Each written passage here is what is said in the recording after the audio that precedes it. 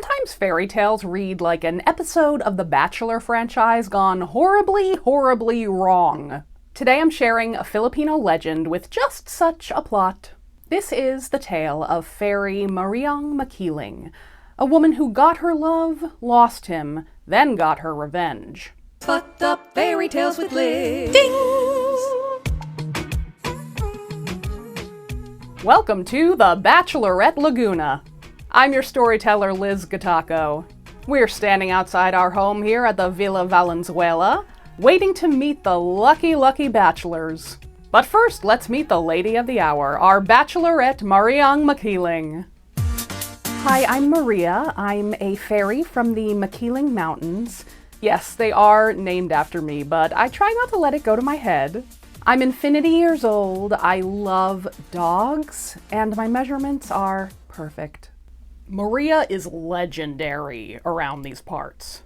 Not only because she's a legendary creature, being a fairy and all, but because she is so kind.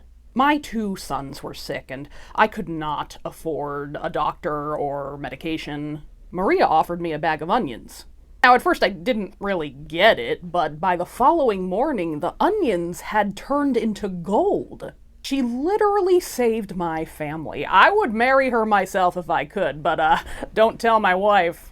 Maria has finally narrowed down her selection to 3 potential suitors. It is going to be a real tough choice for our Bachelorette.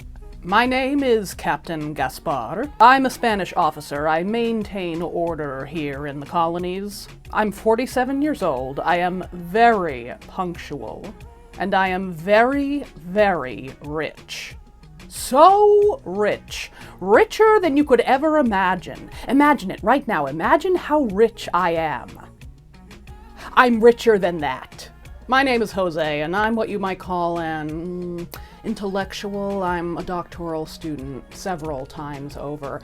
My father is a Spanish landowner, and my mother's some here from the Philippines. It is my hope that when I win Maria's hand, I can take her home to Spain so she can live like a queen. She can transform onions into gold. Well, if she lives with me, she'll never have to touch an onion again. Yeah, I don't think you're getting it. My name is Juan. I'm a fruit and vegetable farmer from just outside San Pablo. I live a much simpler life than my competitors, but I'm very happy.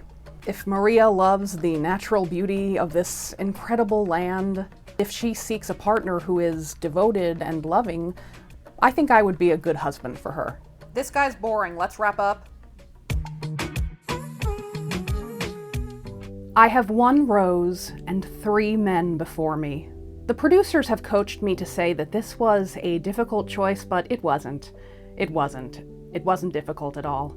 Captain Gaspar, despite the fact that I have repeatedly told you I adore the natural wonders of the Philippines, you have continued to mow down forests and build property in my name that I never asked for. I've told you many times that I eat local, and yet you dropped the largest Iberico ham I have ever seen outside my door. And you're welcome. I'm sorry, Captain. You will not receive a rose tonight. But I got you so much ham! Jose, initially when you introduced me to your mother, I had high hopes for you as a suitor. When you proceeded to treat her more like a servant than family, when you refused to speak her native Tagalog and demeaned her indigenous heritage, I truly felt like I was seeing the inner you. Again, I am so sorry you had to put up with her. She was lovely. And Juan, I will never forget the starlit picnic you planned for us overlooking Lake Calibato. You may not have filled my cavern with barrels of Amontillado, and you may not have studied with the best universities, a fact I know about Jose because he has told me about 9,000 times. But you are kind to the animals, and you respect the earth, and you are generous with your heart. Juan, will you accept this rose? Of course I will, Maria. I am your one and only. Does that really have to be my catchphrase? Welcome back to Bachelor Manila and tonight's exciting finale. Who will Manny pick, the dazzling Diwa, the ravishing Reina, or the adorable Althea? We'll get to the rose ceremony soon, but first, a look back. Tonight we have a visit from last year's Bachelorette, Maria Makiling. But tragically, Juan could not join us tonight. Viewers may remember that shortly after the rose ceremony concluded, Juan found himself on the wrong side of the law. He was convicted of an act of arson that burned down the Spanish military headquarters in Santa Cruz. The punishment was execution. Tonight is Maria's first public appearance since the drama unfolded. Maria, thank you for your contractual obligation to be here tonight. Thank you for having me, Liz. Maria, how have you been holding up? How do you think I've been holding up, Liz? I can't even imagine being in your shoes, Maria. If you wore shoes, of course. Tell us, what was going through your mind the night that Juan was convicted of his treasonous act? Well, Liz, my initial thought was, why are we executing someone for an arson case? And then I remembered how Captain Gaspar had yelled, "I'll get you for this, you Pinoy pig," after the rose ceremony had wrapped. Do you remember that, Liz? I do, yes. And how Jose followed up with, "Yeah, what he said." A thoroughly witless response for someone who has 7, 8, 9 degrees.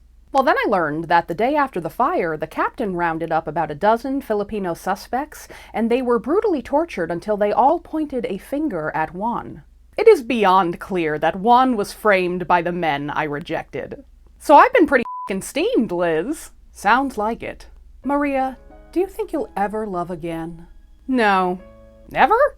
Never. All I have left in my heart is rage and despair.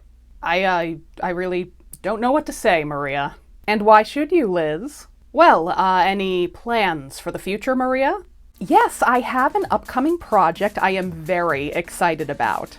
After tonight, I'm going back to Laguna, and I'm going to kill Captain Gaspar and Jose. What? Jose will be cursed with a terrible disease. His cries of pain will haunt the village, and nothing will alleviate his suffering. Only after his body is plagued with disease, and his mind plagued with nightmares, will he expire, his face frozen in fright. Whoa! Now the captain will be called to quell an uprising of Filipinos against his troops, but I'll be luring him away from the action with promises of my body. They'll find him in the forest, sliced open with his own machete. I am so scared right now. And then I will retire to the mountains, where no one will ever bother me again.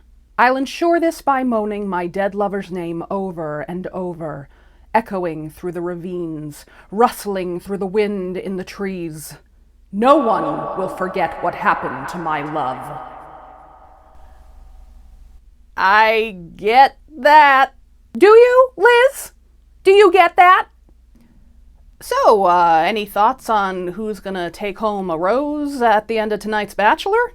Oh my god, if Manny picks Althea after that drama in the hot tub, I will punch a hole in the wall!